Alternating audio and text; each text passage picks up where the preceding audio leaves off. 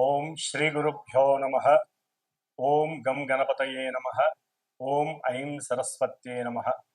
ఓం శ్రీమాత్రే నమః. ఓం వాగర్ధావివ సంపృక్తో వాగర్ధ ప్రతిపత్తయే జగతః పితరౌ వందే పార్వతీ పరమేశ్వరౌ.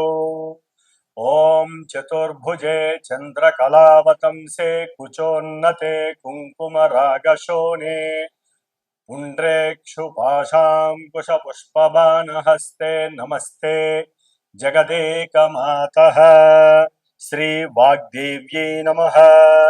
ॐ पार्वतीपरमेश्वराभ्यां नमः. ॐ भास्कराय विद्महे महज्योतिकराय धीमहि तन्नो आदित्यः प्रचोदयात्. నిత్యము కూడా సనాతన ధర్మాన్ని ఆచరిస్తూ ఈ యొక్క భరతఖండంలో జన్మించినటువంటి సమస్త మానవులంతా కూడా ఈ యొక్క ఛానల్స్ ద్వారా అంటే భక్తిని ప్రేరేపించేటటువంటి మన యొక్క శాస్త్ర ధర్మంలో ఉన్నటువంటి నవగ్రహ జ్యోతిష్యాన్ని మరి అత్యంత తెలివిగా ప్రదర్శిస్తున్నటువంటి ఈ యొక్క ఛానల్స్ ద్వారా ఎన్నో కోట్ల మంది ఖండాంతరాల్లో ఉండి కూడా ఈ యొక్క జ్యోతిష్య పరిజ్ఞానాన్ని వింటూ ఆస్వాదిస్తూ వారికి కలిగేటటువంటి ఇబ్బందికరమైనటువంటి పరిస్థితుల్ని ముందుగా తెలుసుకొని వాటిల్ని చక్కబెట్టుకొని, ఎందుకంటే ఈ యొక్క గ్రహాలు మొత్తం కూడా మన యొక్క మనసు మీద ప్రభావితం చేస్తాయి కాబట్టి వాటి యొక్క చారలు ఏ విధంగా భ్రమిస్తున్నాయి ఈ అంతరిక్షంలో అనేది ముందే తెలుసుకొని చక్కగా వాటికి సంబంధించినటువంటి కొన్ని పరిహారాలని కూడా వారు అనుభవిస్తూ చేసుకుంటూ ఎంతో సుఖమయమైనటువంటి జీవితాన్ని అనుభవిస్తున్నారు. కాబట్టి ఇప్పుడు ముఖ్యంగా మనకి ఈ సంవత్సరం మార్చి 30వ తేదీ 2025వ సంవత్సరమున ఉగాది అనగా యుగాది అంటే క్రోధినామ సంవత్సరాన్ని వదిలివేసి తరువాత వచ్చేటటువంటి శ్రీ విశ్వావసు నామ సంవత్సరం. మరి ఈ సంవత్సరంలో ద్వాదశ రాశుల వారికి ఏ విధమైనటువంటి ఫలితాలు ఉంటాయి? ముఖ్యంగా ఈ విశ్వావసు నామ సంవత్సరానికి అధిష్టాన దేవుడు వైశ్వానరుడు అనేటటువంటి అగ్ని భగవానుడు. అంటే మనకి అగ్ని ద్వారా ఈ భూలోకంలో సమస్త మానవాళికి మంచి చెడు రెండింటికి ఉపయోగించేది అగ్నిదేవుడు. ఆ అగ్ని కిరణాల వలన మనకి ఎన్నో రకాలైనటువంటి చక్కగా ఉపయోగాలు ఉన్నాయి, ఇబ్బందులు ఉన్నాయి.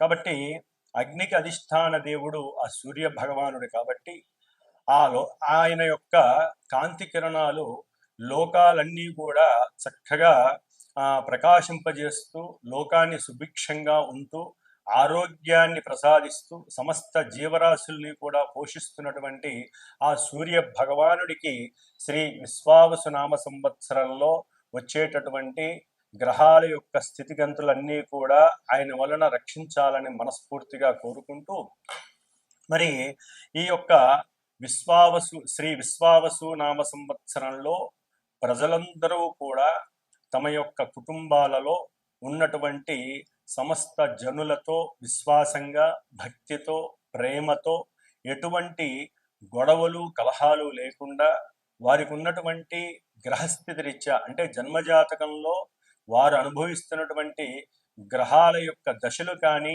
అంతర్దశలు కానీ, విదశల ద్వారా కానీ, అవి ఇప్పుడు గోచారంలో గ్రహాలు పరిభ్రమిస్తున్నటువంటి నక్షత్ర అనుసారంగా అవి తమ యొక్క ప్రభావాన్ని చూపుతాయి. కాబట్టి అవి ఏ విధంగా ప్రభావితం చూపిస్తాయో ముందుగా తెలుసుకొని దాని ద్వారా అందరూ కూడా సుభిక్షంగా చక్కగా ఉండాలనే ఉద్దేశంతో మరి ఉగాది నామ సంవత్సరంలో ముఖ్యంగా మనకి పంచాంగ శ్రవణం అని ఉంటుంది.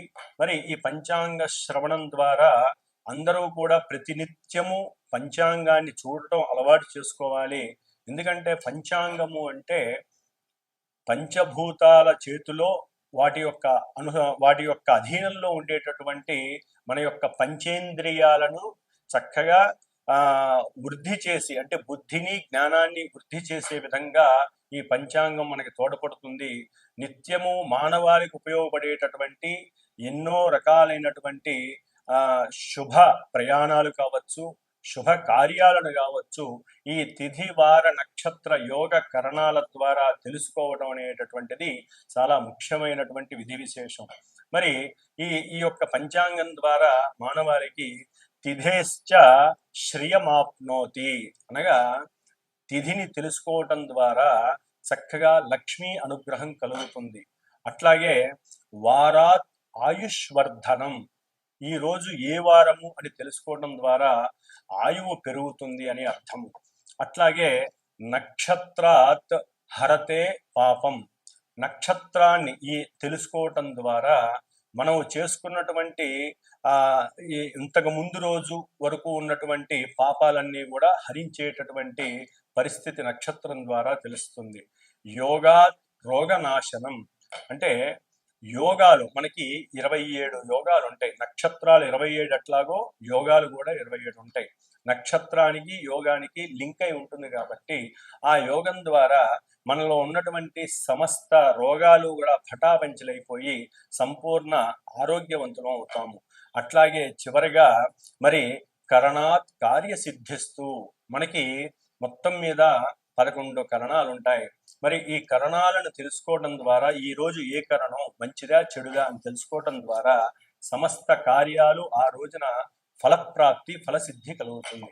ఈ విధంగా పంచాంగ శ్రవణం వినడం ద్వారా, ఒకప్పుడు ఉగాది రోజున చెప్పేటటువంటి పంచాంగ శ్రవణం అంటే రాసులే కాదు, ఈ యొక్క ఉగాది రోజున పంచాంగ శ్రవణం ద్వారా మరి ఈ సంవత్సరంలో ఏ విధంగా వర్షాలు పడతాయి, అట్లాగే మనదంతా కూడా సస్యశ్యామలమైనటువంటి పంట పొలాలు, అట్లాగే వ్యవసాయ ఆధారిత భూప్రదేశంలో మనం ఉన్నాం కాబట్టి వ్యవసాయం ఏ విధంగా ఉంటుంది, ఇవన్నీ కూడా చక్కగా తెలియజేసేవాళ్ళు రాజాది నవనాయకులు. అంటే మనకి ఈ సంవత్సరం అంతా కూడా ఎవరు రాజు, ఎవరు మంత్రి, ఎవరు సైన్యాధిపతి, అర్ఘ్యాధిపతి, ఇవన్నీ కూడా తెలియజేసేటటువంటి రోజు.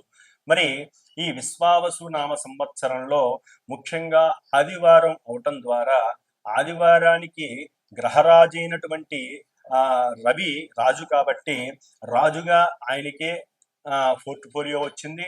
రాజుగారికి ఈసారి 4 రకాలైనటువంటి పోర్ట్ఫోలియోస్ ఇచ్చి ఉన్నారు ఆ అంతరిక్షం. అది ముఖ్యంగా రాజుగారు ఆయనే, సైన్యాధిపతి మరి దేశాలని ప్రపంచాలని కాపాడేటటువంటి ఆ ఆధిపత్యం కూడా రాజుగారైనటువంటి రవికే ఇచ్చారు. అర్ఘ్యాధిపతి మేఘాధిపతి, వర్షాలు ఏ విధంగా పడతాయి అనేటటువంటిది, అట్లాగే అర్ఘ్యాధిపతి ఏ విధమైనటువంటి పంటలు పండేటటువంటి అవకాశం, ఇవన్నీ కూడా రాజుగారైనటువంటి రవికి ఇచ్చి ఉన్నారు. అట్లాగే మంత్రిగా సౌమ్యుడైనటువంటి ఎటువంటి దోషము లేనటువంటి చంద్రుడికి ఇచ్చి ఉన్నారు కాబట్టి చాలా వరకు చక్కటి సలహాల ద్వారా రాజుగారు పరిపాలించేటటువంటి పరిస్థితి కలుగుతుంది. ముఖ్యంగా రసాధిపతి శనియే ఉన్నాడు, సస్యాధిపతి గురుడే ఉన్నాడు, నీరసాధిపతి బుధుడు, అట్లాగే ధాన్యాధిపతి కుజుడే ఉన్నాడు. కాబట్టి ఎర్రని పంట పొలాల ద్వారా మనకి చక్కటి ధాన్యాలు లభిస్తాయి. కాకపోతే రాజుగారు కొన్నిటికి ఉండటం వలన కొన్ని రేట్లు పెరిగేటటువంటి, ధరలు పెరిగే అవకాశాలు కూడా ఉంటాయి. ఈ విధంగా మరి ఈ విశ్వావసునామ సంవత్సరంలో మనకి ఎన్నో విధాలుగా ఉపయోగాలు ఉన్నాయి, ఇబ్బందులు ఉన్నాయి. మరి ముఖ్యంగా ఈ విశ్వావసునామ సంవత్సరంలో 12 రాసుల వారందరికీ కూడా ముఖ్యంగా 4 గ్రహాల చేత పరిపాలింపబడుతూ ఉంటారు. ఎందుకంటే వీటిల్ని ఔటర్ ప్లానెట్స్ అంటారు. అట్లాగే ఇవి చాలా లాంగివిటీ కలిగినటువంటి రోజుల్ని, నెలల్ని, సంవత్సరాల్ని పరిపాలిస్తాయి కాబట్టి వారు ఇచ్చేటటువంటి ఫలితాలు కూడా చాలా నిదానంగా ఉంటాయి.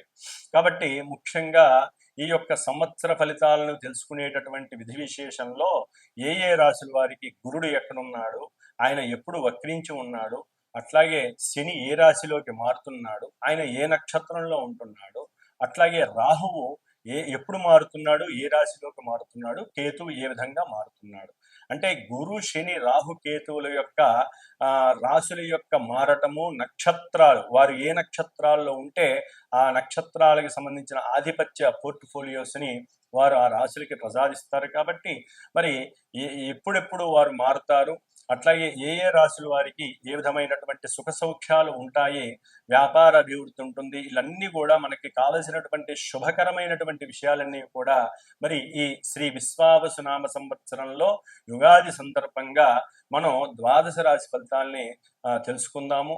అట్లాగే ప్రతి ఒక్కరూ కూడా ఈ ఉగాది నామ సంవత్సరంలో మర్చిపోకుండా ఇప్పటి నుంచి మనసులో సంకల్పించుకోండి. ఉగాది అంటే గొప్ప పండగ. నూతన వస్త్రాలని పొద్దున్నే ధరించడం, స్నానాలు పూజలు చేసుకొని, అట్లాగే చక్కగా తిలకధారణ కంపల్సరీ చేసుకునేటటువంటి అలవాటు చేసుకోండి. తిలకధారణ వలన ఆయుష్ పెరుగుతుంది, అవతల వ్యక్తులు వశీకరణం అవుతారు. అంటే మనకి శుభకరమైనటువంటి వ్యాపారస్తులు కావచ్చు, ఉద్యోగస్తులు కావచ్చు, వివాహం కానివారు కావచ్చు, విద్యార్థులు కావచ్చు, కుంకుమ ధారణ వలన పొందేటటువంటి లాభాలు అన్నీ కాదు, కుంకుమ ధారణ లేకపోవడం వలన మనలో ఉన్నటువంటి షట్చక్రాలన్నీ కూడా నిద్రావస్థలోనే ఉండి చైతన్యం అనేటటువంటిది జరగదు.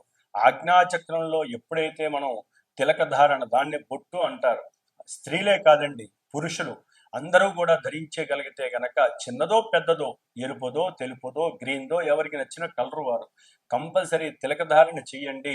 ఇది మన సనాతన ధర్మంలో తిలకధారణ అనేటటువంటిది ముఖ్యమైనటువంటి ఈ యొక్క ఆజ్ఞాచక్రం, ముఖానికి సంబంధించినటువంటి ఆజ్ఞాచక్రంలో అమ్మవారికి మనం పెడుతున్నటువంటి ప్రసాదంగా భావించండి.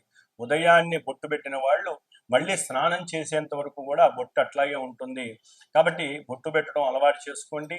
ప్రతి ఇంట్లో కూడా మగవారు తప్పనిసరిగా బయటికి వెళ్ళేటప్పుడు ఉదయంలో, ఆఫీస్ వ్యక్తులైనా సరే, ఉద్యోగానికి వెళ్ళేవారు, లేకపోతే వ్యాపారస్తులైనా సరే, లేదా ఇంట్లో తమ పనులు చేసుకునే మగవారైనా సరే, ముందు దీపారాధన చేయటం అలవాటు చేసుకోవాలి.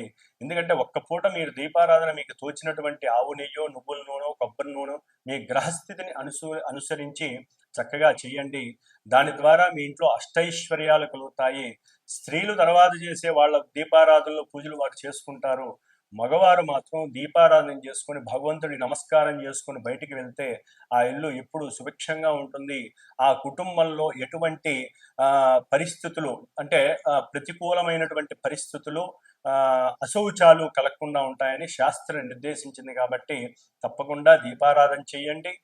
ముందు అవతల వ్యక్తితో మాట్లాడేటప్పుడు ప్రశాంతంగా, నిర్మలత్వంగా, నిర్భయంగా, ధైర్యంగా, ఎటువంటి మనసులో అసూయ, ఈర్ష్య, ద్వేషాలు లేకుండా చక్కగా మాట్లాడడం అలవాటు చేసుకోండి. దాని ద్వారా గ్రహస్థితుల్లో ఎంత లోపాలున్నా కూడా ఆ గ్రహాలన్నీ కూడా మీకు దాసోహం అవుతాయి. మన యొక్క మనసే మన యొక్క గ్రహస్థితి అని అందరూ తెలుసుకోవడం చాలా ఉత్తమం. ఈ ఉగాది మార్చి 30వ తేదీ నుండి మరి మార్చి 19, 2026 వరకు కూడా మేషరాశి వారికి ద్వితీయంలో గురుడు దాదాపుగా మే 14 వరకు కూడా ఆయన ద్వితీయంలో ఉండి ఉన్నతమైనటువంటి ఆర్థిక సంపదలని, బ్యాంకులో అఖండమైనటువంటి నిల్వలని, అట్లాగే తల్లిగారి యొక్క సహాయ సహకారాల వలన మరి వారు ఎప్పటి నుంచో నిర్మించుకోవాలి అనుకున్నటువంటి గృహాన్ని నిర్మించుకోవటం, అట్లాగే వీరు ఏదైతే దూర ప్రాంతాలకి ఉద్యోగరీత్యా ట్రాన్స్ఫర్ అయి వెళ్ళాలి అనుకుంటున్నారో, అంటే ప్రమోషన్ ద్వారా వెళ్ళాలి అనుకుంటున్నారో, వారికి అనుకూలమైనటువంటి కొంత సమయంగా భావించవచ్చు. అయితే ఏంటంటే ఈ మేషరాశి వారికి మార్చి 30వ తేదీ నుండి మరి వెనక ఉన్నటువంటి రాశి మీనరాశిలో శని భగవానుడు ఇంకా 5 గ్రహాలు అక్కడ ఉండటం ద్వారా ఈ యొక్క వ్యయస్థానంలో ఉన్నటువంటి గ్రహాలన్నీ కూడా మరి ఈ ఆదాయానికి సంబంధించినవి, విదేశాలకు సంబంధించి ప్రయాణాలకు సంబంధించినటువంటిది, అట్లాగే ఎటువంటి కార్యాన్నైనా సరే ఆలస్యంగా విఘ్నాలతో చేసేటటువంటి ఆ శని భగవానుడు ఉండటం ద్వారా వీరు అనుకున్నటువంటి ఆ యొక్క కార్యక్రమాలు అంటే విదేశయానానికి వెళ్ళాలి, అక్కడ ఉద్యోగం చేయాలి, లేకపోతే అక్కడ సంపాదించాలి అని ఏదైతే అనుకుంటారో దానికి సంబంధించి మేషరాశి వారికి కొంచెం అగచాట్లు, ఇబ్బందులు, ఆటంకాలు, ప్రతిబంధకాలు ఈ శని మహానుభావుడు వలన, అట్లాగే వ్యయంలో అంటే 12వ స్థానంలో ఉన్నటువంటి రాహు వలన జరుగుతున్నాయి. ముఖ్యంగా ద్వితీయంలో ఉన్నటువంటి గురుడు 6వ స్థానాన్ని వీక్షించటం, 6వ స్థానంలో ఉన్నటువంటి కేతువు ఈ ఇరువురి యొక్క సాంగత్యం వలన ఉద్యోగంలో ప్రమోషను, ఆర్థిక లాభము వీరి కంపల్సరీ పెరగాల్సినటువంటి అవసరం ఉన్నప్పటికీ మరి శని భగవానుడు మేషరాశి వారికి ఏలినాటి శనిగా ప్రారంభం కావటం ద్వారా కర్మ ఫలితాలని కొంత ఆలస్యంగా ఇచ్చేటటువంటి పరిస్థితులు కనిపిస్తున్నాయి. ఎందుకంటే శని పూర్వభాద్ర నక్షత్రంలో ఉండి ముఖ్యంగా లాజిస్టిక్స్ కానీ, సముద్ర ప్రయాణాలకు సంబంధించి కానీ, సముద్రయానం ద్వారా ఫిషింగ్ లేకపోతే వేరే జల సంబంధిత వ్యాపారాలు చేసేవారికి కానీ, ఫుడ్ బిజినెస్ వాళ్ళకి కానివ్వండి, ఈ మేషరాశి వారికి కొన్ని ఆటంకాలు, ఆర్థికపరమైనటువంటి ఇబ్బందులు కలగడానికి అవకాశం ఉన్నాయి. మే 14 తర్వాత మరి మిథున రాశిలోకి గురుడు ప్రవేశించినంతటనే ఈ సంవత్సరం మేషరాశి వారికి వ్యాపార పరంగా అఖండమైనటువంటి వృద్ధి కలుగుతుంది. అట్లాగే వీరు వ్యాపారపరమైనటువంటి ఆలోచనల్ని డెవలప్ చేసుకొని దాని ద్వారా అటు ఇటు వ్యాపార పరంగా వీరు ఎప్పుడూ వెళ్ళనటువంటి వారు కూడా విదేశాలకు వెళ్ళి రావటం, లేదా దూర ప్రాంతాలకి దూర ప్రయాణాలను చేసి ఆర్థికంగా డబ్బుని గడించటం, ఇలాంటివి జరిగి వారికి కొంచెం శారీరక శ్రమ కలిగేటటువంటి పరిస్థితులు కలుగుతున్నాయి. అట్లాగే వృత్తి ఉద్యోగాలు చేసేటటువంటి మేషరాశి వారికి ప్రమోషన్లు వస్తాయి, ధనం పెరుగుతుంది అనేటటువంటి ఆలోచన ఎప్పటి నుంచో ఉంటుంది. అవి పోస్ట్ పోన్ అవుతూ ఉంటాయి. కానీ అవి కార్యరూపం దాల్చడానికి ఆ శని భగవంతుడు దాదాపుగా వీరికి ఏప్రిల్ వరకు అంటే జూలై వరకు కూడా మరి కొంత ఇబ్బందిని కలుగజేస్తున్నాడు. ఎందుకంటే ఆయన రుజుమార్గంలో ఉన్నంత వరకు ఆర్థిక పరంగా వీరు మేషరాశి వారికి లాభం కలగడం అనేటటువంటిది చాలా ఇబ్బందికరమైనటువంటి పరిస్థితి. అయితే ఏంటంటే మేషరాశి వారికి ఈ శని రాహువులు ఉండటం, ముఖ్యంగా రాహువు జూలై వరకు కూడా ఈ మీనరాశిలో ఉండటం ద్వారా ఎన్నో రకాలైనటువంటి దుస్సంఘటనలు, అట్లాగే వీరి యొక్క ఆలోచన సామర్థ్యం తగ్గిపోవటం, లేకపోతే శారీరకంగా అలజడి బిగినవటం, పాదబాధలు, శారీరక సమస్యలు, ఇట్లా ఎన్నో రకాలైనటువంటి ఇబ్బందులు కలగడానికి అవకాశం ఉంటుంది. అయితే ఏంటంటే గురువు యొక్క బలం వలన వ్యాపార రీత్యా కావచ్చు, చదువుకునే విద్యార్థులు కావచ్చు, అట్లాగే ఎవరైనా సరే ఆ యొక్క గురువు మారేటటువంటి నక్షత్రాల అనుసారంగా కొంత అప్పుడప్పుడు ఫ్లక్చువేషన్స్ కలిగినప్పటికీ కూడా వీరు మేషరాశి వారు కొంతవరకు ఈ రాహువు లాభంలో జూలై నుంచి కూడా రాహువు లాభంలోకి వచ్చిన తర్వాత ఉద్యోగ ప్రమోషన్స్ కంపల్సరీ వచ్చే అవకాశాలు ఉంటాయి. అయితే మేషరాశి వారు ఈ ఏలినాటి శని దోష ప్రభావం తగ్గడానికి కంపల్సరీ శనిగ్రహ స్తోత్రాన్ని, చక్కగా పిప్పలాద స్తోత్రాన్ని నిత్యము పారాయణ చేసుకోవాలి. హనుమాన్ చాలీసా రోజు చదవాలి. అవసరమైతే మీరు ఏ శనిగ్రహ ఏలినాటి శని దోషం నడుస్తుంది కాబట్టి శని త్రయోదశులు వచ్చినప్పుడల్లా శనీశ్వరుడికి అభిషేకాలు చేసుకోండి. ఒక్కసారైనా సంవత్సరానికి శనిగ్రహ పాశుపత రుద్రహోమాన్ని చేసుకోవటం ద్వారా లేదా రుద్రాభిషేకాలు చేసుకోవటం ద్వారా మీరు ఆర్థికంగా కొంతవరకు స్టాండర్డ్ అయ్యే అవకాశాలు ఉంటాయి. అనుకున్న పనుల్లో ముందుకెళ్లేటటువంటి పరిస్థితులు కనిపిస్తాయి. ఏదేమైనప్పటికీ మేషరాశి వారికి కొంతవరకు కూడా జూన్ వరకు జూలై వరకు కూడా కొన్ని ఇబ్బందులు తప్పవనే చెప్పాలి. ధైర్యంగా ఉండాలి.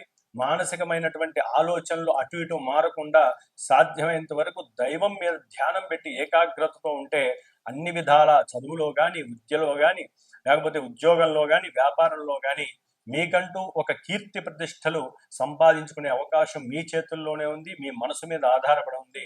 కాబట్టి మేషరాశి వారందరూ కూడా కంపల్సరీ ఈ యొక్క 2.5 సంవత్సరాలు ఏలినాటి శని దోషం పోగొట్టుకోవడానికి శనిగ్రహ స్తోత్రాన్ని, శనిగ్రహ హోమాల్ని, అభిషేకాల్ని, హనుమాన్ చాలీసాల్ని, సుందరకాండ పారాయణని చక్కగా ఆచరించండి. శుభప్రదంగా ఉండండి. ఓం శ్రీమాత్రే నమః.